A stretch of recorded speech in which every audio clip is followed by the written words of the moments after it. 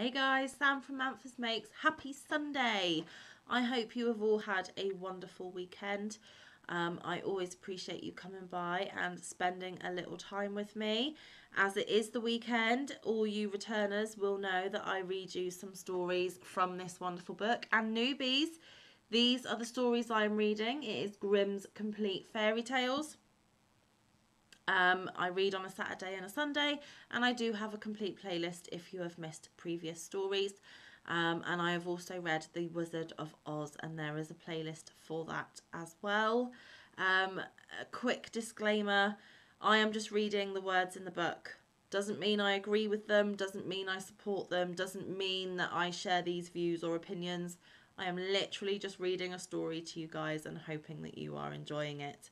My personal opinion on these stories, I don't really give. So there we have it. I am just reading the words. Okay. Be warned though, they can be a little bit dark and a little bit gruesome. So if you're not into that, this is probably not the video for you. Okay, so today we are starting on story 33, The Three Languages. An aged count once lived in Switzerland who had an only son, but he was stupid and could learn nothing. Then said the father, "Listen, my son, I can get nothing into your head, let me try as I will. You must go from here. I will give you into the care of a celebrated master who shall see what he can do with you." The youth was sent into a strange town and remained a whole year with the master. At the end of this time he came home again, and his father said, "Now, my son, what have you learnt?" "Father, I have learnt what the dogs say when they bark." "Lord have mercy on us," cried the father. "Is that all you have learnt? I will send you into another town to another master." The youth was taken there and stayed a year with this master likewise. When he came back, the father asked again, "My son, what have you learnt?" He answered, "Father, I have learnt what the birds say." Then the father fell into a rage and said, "Oh, you lost man, you have spent precious time and learnt nothing. Are you not ashamed to appear before my eyes? I will send you to a third master, but if you learn nothing this time also, I will no longer be your father." The youth remained a whole year with the third master also, and when he came home again and his father inquired, "My son, what have you learnt?" He answered, "Dear father, I have this year learnt what the frogs croak." Then the father fell into the most furious anger, sprang up, called his people over and said, "This man is no longer my son. I cast him out and command you to take him out into the forest and kill him." They took him there, but when they should have killed him, they could not do it for pity, and let him go, and they cut the eyes and the tongue out of a deer that they might carry them to the old man as a token. The youth wandered on, and after some time came to a fortress where he begged for a night's lodging. "Yes," said the lord of the castle, "if you will pass the night down there in the old tower, go there, but I warn you it is at the peril of your life, for it is full of wild dogs which bark and howl without stopping, and at certain hours a man has to be given to them whom they at once devour." The whole district was in sorrow and dismay because of them, and yet no one could do anything to stop this. The youth, however, was without fear, and said, "Just let me go down to the barking dogs and give me something that I can throw to them. They will do nothing to harm me." Since he himself insisted, they gave him some food for the wild animals and led him down to the tower. When he went inside, the dogs did not bark at him, but wagged their tails quite amicably around him, ate what he set before them, and did not hurt one hair on his head. Next morning, to the astonishment of everyone, he came out again safe and unharmed, and said to the lord of the castle, "The dogs have revealed to me in their own language why they dwell there and bring evil on the land. They are bewitched and are obliged to watch over a great treasure which is below in the tower, and they can have no rest until it is taken away, and I have likewise learnt from their discourse how that is to be done." Then all who heard this rejoiced, and the lord of the castle said he would adopt him as a son if he accomplished it successfully. He went down again, and as he knew what he had to do, he did it thoroughly and brought a chest full of gold out with him. The howling of the wild dogs was heard no more. They had disappeared, and the country was freed from the trouble. After some time he took it into his head that he would travel to Rome. On the way he passed by a marsh in which a number of frogs were sitting croaking. He listened to them, and when he became aware of what they were saying, he grew very thoughtful and sad. At last he arrived in Rome, where the Pope had just died, and there was great difficulty as to whom they should appoint as his successor. They at length agreed that the person chosen as Pope should be distinguished by some divine and miraculous token. And just as that was decided on, the young Count entered into the church, and suddenly 2 snow-white doves flew on his shoulders and remained sitting there. The ecclesiastics recognised that as a token from above, and asked him on the spot if he would be Pope.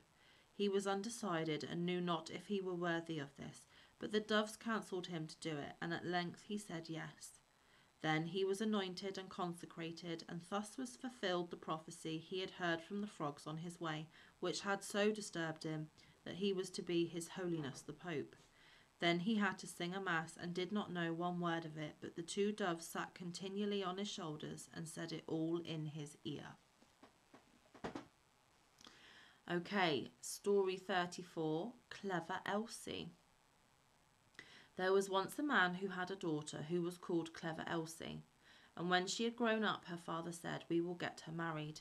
"Yes," said the mother, "if only anyone would come who would have her." At length a man came from a distance and wooed her, who was called Hans, but he stipulated that Clever Elsie should be really wise. "Oh," said the father, "she's sharp enough." And the mother said, "Oh, she can see the wind coming up the street and hear the flies coughing." "Well," said Hans, "if she is not really wise, I won't have her."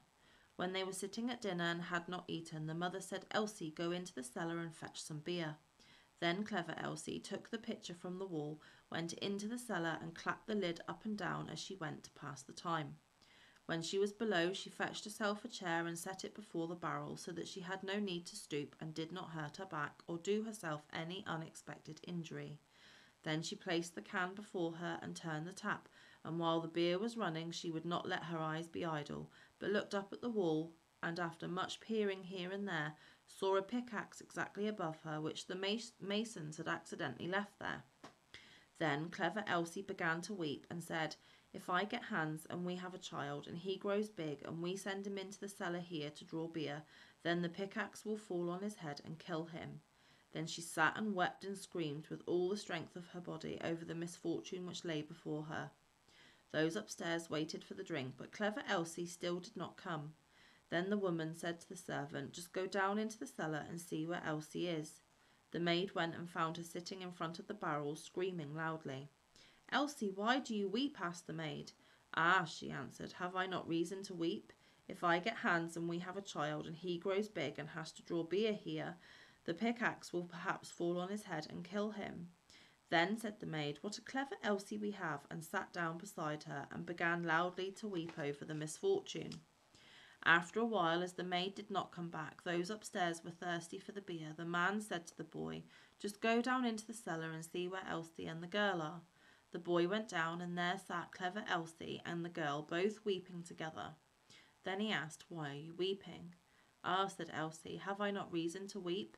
If I get Hans and we have a child, and he grows big and has to draw beer here, the pickaxe will fall on his head and kill him." Then said the boy, "What a clever Elsie we have," and sat down by her and likewise began to howl loudly. Upstairs they waited for the boy, but as he still did not return, the man said to the woman, "Just go down into the cellar and see where Elsie is." The woman went down and found all 3 in the midst of their lamentations, and inquired what was the cause. Then Elsie told her that her future child was to be killed by the pickaxe when it grew big and had to draw beer, and the pickaxe fell down. Then said the mother likewise, "What a clever Elsie we have," and sat down and wept with them. The man upstairs waited a short time, but as his wife did not come back and his thirst grew ever greater, he said, "I must go into the cellar myself and see where Elsie is." But when he got into the cellar and they were all sitting together crying, and he heard the reason, and that Elsie's child was the cause, and that Elsie might perhaps bring up one into the world some day, and that it might be killed by the pickaxe, if it should happen to be sitting beneath it drawing beer just at the very time when it fell down, he cried, "Oh, what a clever Elsie," and sat down and likewise wept with them. The bridegroom stayed upstairs alone for a long time. Then, as no one would come back, he thought, "They must be waiting for me below. I too must go there and see what they are about." When he got down, 5 of them were sitting screaming and lamenting quite piteously, each outdoing the other. "What misfortune has happened then?" he asked.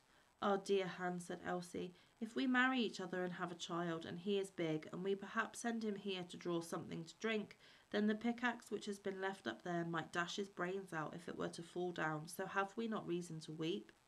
"Come," said Hans, "more understanding than that is not needed for my household. As you are such a clever Elsie, I will have you." And he seized her hand, took her upstairs with him, and married her.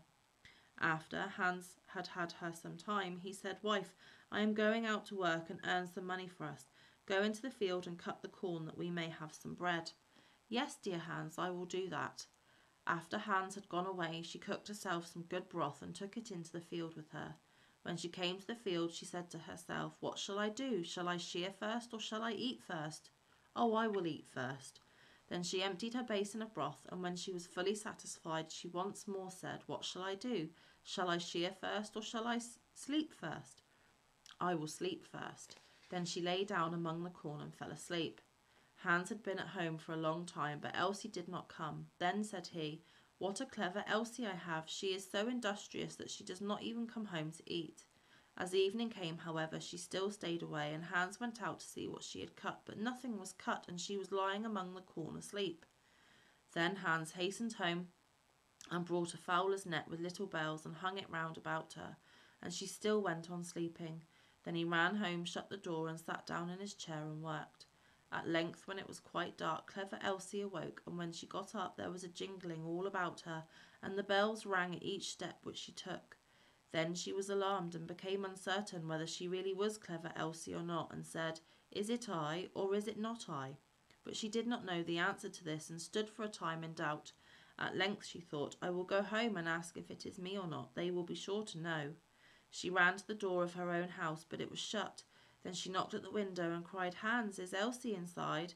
"Yes," answered Hans, "she is inside." At that she was terrified, and said, "Oh, heavens, then it is not I," and went to another door. But when the people heard the jingling of the bells, they would not open it, and she could get in nowhere. Then she ran out of the village, and no one has seen her since. And last one for today, guys, is story 35, and it is called The Tailor in Heaven. One very fine day it came to pass that the good God wished to enjoy himself in the heavenly garden, and took all the apostles and saints with him, so that no one stayed in heaven but St. Peter. The Lord had commanded him to let no one in during his absence, so Peter stood by the door and kept watch. Before long someone knocked. Peter asked who was there and what he wanted. "I am a poor honest tailor who prays for admission," replied a smooth voice. "Honest indeed," said Peter, like the thief on the gallows. "You have been light-fingered and have stolen snippets of folks' clothes. You will not get into heaven. The Lord has forbidden me to let anyone in while he is out." "Come, do be merciful," cried the tailor. "Little scraps which fall off the table of their own accord are not stolen, and are not worth speaking about. Look, I am lame and have blisters on my feet from walking here. I cannot possibly turn back again. Let me in, and I will do all the rough work. I will carry the children and wash their clothes, and wash and clean the benches on which they have been playing, and patch all their torn clothes." St. Peter let himself be moved by pity, and opened the door of heaven just wide enough for the lame tailor to slip his lean body in. He was forced to sit down in a corner behind the door, and was to stay quietly and peaceably there, in order that the Lord, when he returned, might not observe him and be angry. The tailor obeyed, but once when St. Peter went outside the door, he got up, and full of curiosity went round about into every corner of heaven, and inspected the arrangement of every place. At length he came to a spot where many beautiful and delightful chairs were standing, and in the middle was a seat all of gold, which was set with shining jewels. It was much higher than the other chairs, and a footstool of gold was before it. It was, however, the seat on which the Lord sat when he was at home, and from which he could see everything which happened on earth. The tailor stood still and looked at the seat for a long time, for it pleased him better than all else. At last he could master his curiosity no longer, and climbed up and seated himself in the chair. Then he saw everything which was happening on earth, and observed an ugly old woman who was washing clothes by the side of a stream, secretly laying 2 veils on the side for herself. The sight of this made the tailor so angry that he laid hold of the golden footstool and threw it down to earth through heaven at the old thief. Since, however, he could not bring the stool back again, he slipped quietly out of the chair, seated himself in his place behind the door, and behaved as if he had never stirred from the spot. When the Lord and Master came back again with his heavenly companions, he did not see the tailor behind the door, but when he seated himself on his chair, the footstool was missing. He asked St. Peter what had become of the stall, but he did not know. Then he asked if he had let anyone come in. I know of no one who has been here, answered Peter, but a lame tailor who is still sitting behind the door. Then the Lord had the tailor brought before him and asked if he had taken away the stall and where he had put it. Oh, Lord, answered the tailor joyously, I threw it in my anger down to earth at an old woman whom I saw stealing 2 veils while washing. Oh, you knave, said the Lord, were I to judge as you judge, how do you think you could have escaped judgment so long? I should have no chairs, benches, seats, nay, not even fire tongs, for I would have thrown everything down at the sinners long ago. Now you can stay no longer in heaven, but must go outside the door again. Then go where you will. No one shall give punishment here, but I alone, the Lord. St. Peter was obliged to take the tailor out of heaven again, and as he had torn shoes and feet covered with blisters, he took a stick in his hand and went to wait a bit, where the good soldiers sit and make merry. So there we go, guys. That was 3 stories. They were all relatively short today. Hope you enjoyed listening to me read. I hope the rest of your Sunday goes absolutely marvellously. Don't forget that there is Hobie Bingo today. I will be playing as always. If you do not know what Hobie Bingo is, download the Hobie app on your phone, and every Sunday there is bingo games that you can join in and play with. You also get 25 tokens to go into your store on your account, so that you can buy things with your Hobie tokens rather than cash. So that's always a good perk, guys. Okay then, so I will see you very, very soon. Thank you for coming by and listening to me read today. I really do enjoy reading stories to you all. And yeah, I hope you're getting some good crafty time in. So stay safe, be kind, look after one another, get some good quality time in with your loved ones, and get some good quality crafty time in. And I will see you in the next one or around the YouTube streets. Love you guys. Oh, and don't forget, Twisted Fibre Friends at Cocktails and Crochet with Coco tonight. I'll be there, will you? See you later. Bye.